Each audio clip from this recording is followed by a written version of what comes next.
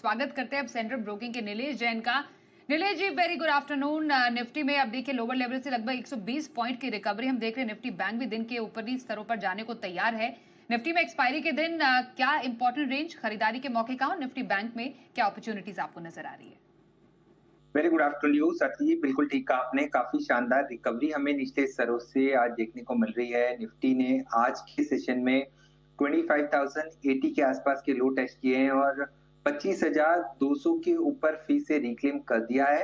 तो एक अच्छी रिकवरी है और ये रिकवरी जो आई है उसका सबसे ज्यादा इम्पैक्ट हमें बैंक निफ्टी में देखने को मिल रहा है, जो लीडरशिप दिखा रहा है। तो एक अच्छा साइन है। एक bullish engulfing kind of candlestick formation form होता हुआ नजर आ रहा है।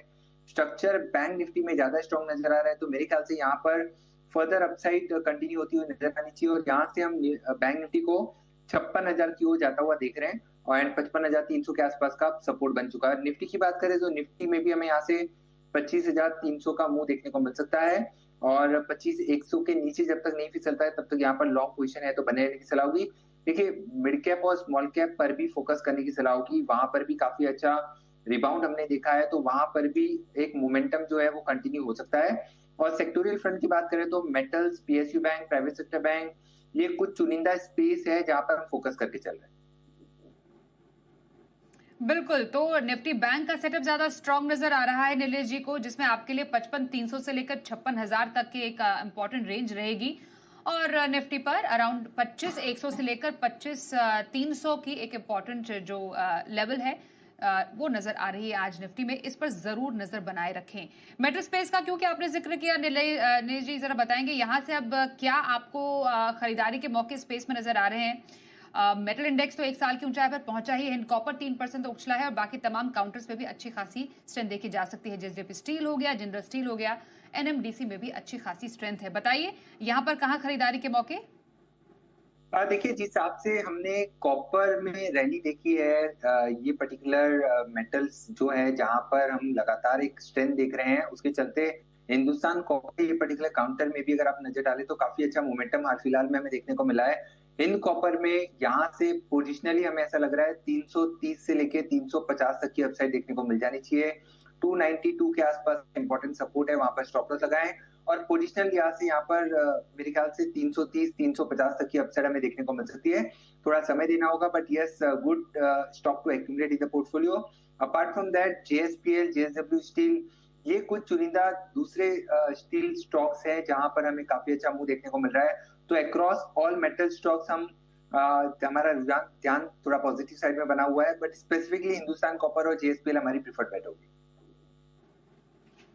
ओके, तो ये रही मेटल स्पेस से हिंद कॉपर में खरीदारी की सलाह। टारगेट 330 का 350 तक के दूसरे टारगेट के लिए 292 के स्टॉप लॉस के साथ आप यहां पर कर सकते हैं खरीदारी। ये है पसंदीदा पिक मेटल स्पेस से हमारे आज के एक्सपर्ट की तरफ से। आइए, नवरात्र के पावन दिन चल रहे हैं और इस मौके पर आपके पोर्टफोलियो की समृद्धि के लिए अनिल सिंघवी की नवरत्न एसआईपी में से आज कौन सा रत्न निकला है, देखते हैं।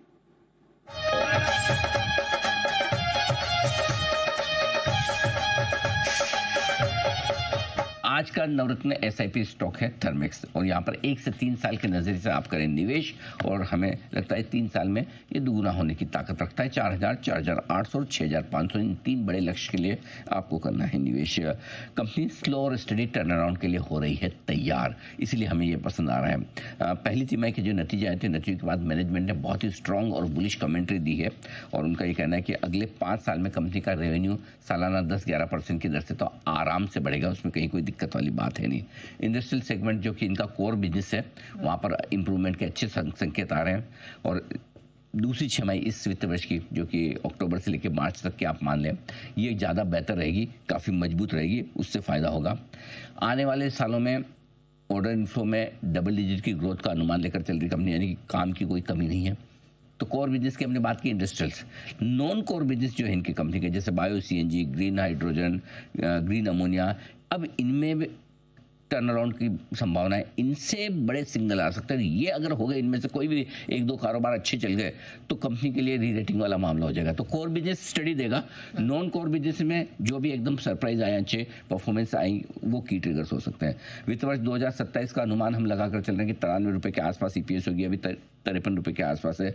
ऐतिहासिक पी मल्टीपल देखें, हिस्टोरिकल पी तो वो उससे कम चल रहा है, 40 का पी मल्टीपल पहले मिलते आता था, अभी 30 पर चल रहा है, तो उस हिसाब से री रेटिंग की संभावना एक बनती है। काफ़ी ब्रोकरेजेस भी बुलिश है। यूबीएस के हमने रिपोर्ट देखी, बहुत बढ़िया रिपोर्ट लिखी उन्होंने, 5100 का लक्ष्य उनका है।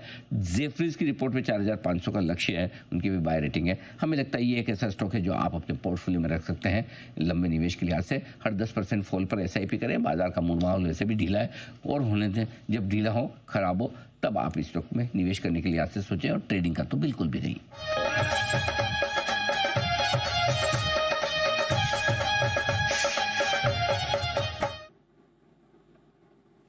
एक छोटा ब्रेक। आइए जान लेते हैं इस बाजार में खरीदारी के पिक्स। नीलेश जी हमारे साथ है, बताइए सर क्या पसंद आ रहा है आपको? बिल्कुल, देखिए यहाँ पर खरीदारी पर फोकस है, जिस हिसाब से स्टॉक स्पेसिफिक एक्शन और पिछले स्तरों से जिस हिसाब से मार्केट में रिबाउंड देखने को मिला है, तो सबसे पहले मॉइल इस पर्टिकुलर काउंटर में खरीदारी करने की सलाह होगी। मॉइल का अगर आप स्ट्रक्चर देखें तो आज एक फॉलिंग ट्रेंड लाइन का ब्रेकआउट हमें देखने को मिल रहा है, और सेटअप काफी अच्छा है। यहाँ पर ऊपरी स्तरों पर जो अपसाइड है वो हमें 372 से लेकर 380 तक की अपसाइड हमें यहाँ पे देखने को मिल सकती है। इमीडिएट टारगेट 372 का होगा, और थोड़ा सा पोजीशन लिहाज से 380 तक की भी अपसाइड हमें यहाँ पर देखने को मिल सकती है। 354 354 रुपीज का यहाँ पर स्टॉप लॉस रखना होगा, और मॉइल इस पर्टिकुलर काउंटर में लॉन्ग पोजीशन बना के चल सकते हैं। इसके अलावा जो दूसरा स्टॉक हमें पसंद आ रहा है वो है आशापुरा माइन। देखिए यहाँ पर भी काफी बेहतरीन स्ट्रक्चर है, काफी सेक्युलर अपट्रेंड में रहा है पर्टिकुलर काउंटर, और high top and high bottom formation बन रहे हैं। एक नए रिकॉर्ड हाई पर काउंटर आज पहुंच चुका है, तो यहाँ से 680 से लेके 690 और हो सकता है 700 तक के भी लेवल यहाँ पर देखने को मिले, बट यहाँ पर स्टिक स्टॉप लॉस 650 का रखना होगा, और आशापुरा माइन में भी खरीदारी करने की सलाह होगी। मॉइल और आशापुरा माइन पसंद आ रहा है नीलेश जी को, इस बाजार में खरीदारी करें। मॉइल में आपके लिए टारगेट बनेगा 372 का पहला, 380 का दूसरा, स्टॉप लॉस बनेगा 354 का। आशापुरा माइन आपके सामने है, टारगेट अराउंड 680, दूसरे 690 के, और स्टॉप लॉस बनेगा 650 का। Thank you so much Nilesh ji हमारे साथ शो में शामिल होने के लिए। एक छोटा ब्रेक लेंगे, पर बाजार के तमाम अपडेटेड एक्शन के लिए देखते रहिए जी बिजनेस।